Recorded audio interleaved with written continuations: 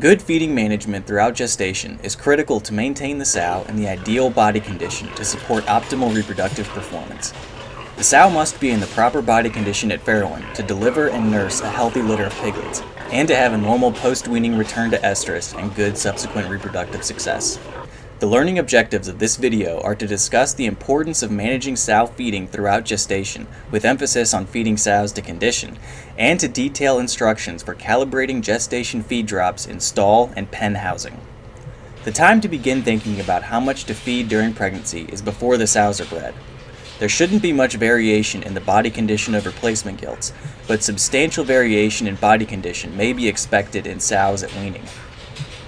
This figure, originally published in the U.S. Pork Center of Excellence's Pork Information Gateway, demonstrates using visual inspection and physical palpation of the hips and spine to score sows from emaciated to excessively obese.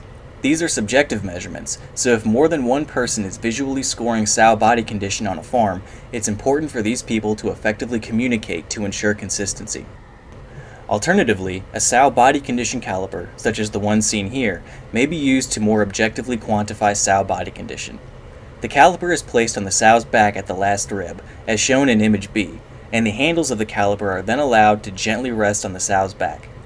The caliper uses the angle of the back to determine whether the sow is too thin, too fat, or at an ideal body condition. Sows that are in less than ideal body condition will have a decreased number of piglets born alive, reduced milking ability, and greater pre-weaning piglet mortality.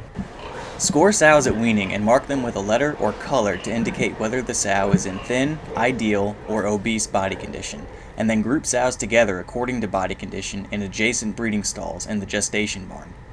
This allows better monitoring and management of body condition and can help prevent over-conditioned sows from stealing extra feed provided to under-conditioned sows.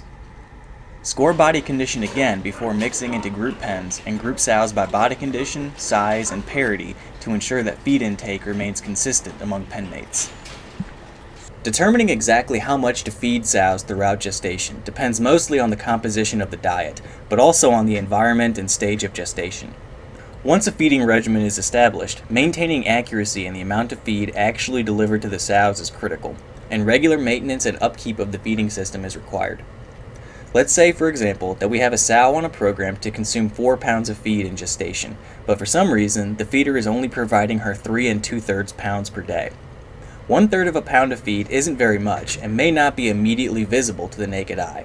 But let's say the sow was maintained on this feeder every day of her 114-day pregnancy. By the time she farrows, she will have consumed almost 40 pounds less feed than intended, and this may have consequences for piglet birth weight and sow milking ability, among other things. But what if the trend is reversed, and instead of underfeeding, we're actually overfeeding by 40 pounds during pregnancy?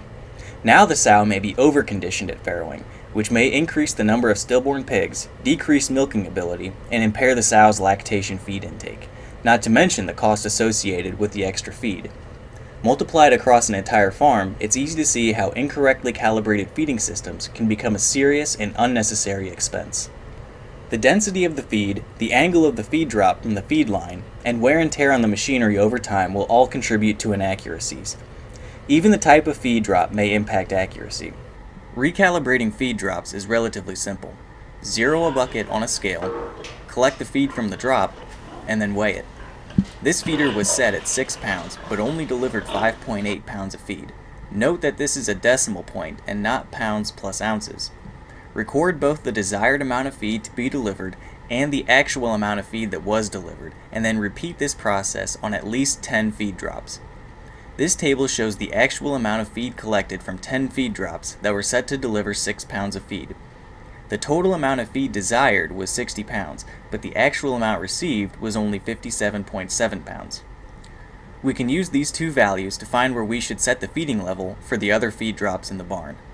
First, we'll calculate the differential, which is the actual amount of feed received divided by the desired amount of feed. In this case, 57.7 pounds of feed actually delivered divided by 60 pounds of feed expected equals 0.962. Next, divide the desired amount of feed to be delivered from each drop by the differential calculated in step 1. This calculates the new feeding level. 6 pounds of feed divided by 0.962 equals 6.2 pounds. This is the feeding level where we should set the remainder of the feed drops in the barn to ensure that sows are receiving the right amount of feed. This needs to be done weekly, and every time diets are reformulated. When doing this, it's also a good idea to check the tightness of the chains that support the feed lines. Loose feed chains create sags in the feed line that may cause feed spills and increase feed waste. In summary, reproductive output is maximized when sows are fed at the appropriate level to maintain ideal body condition.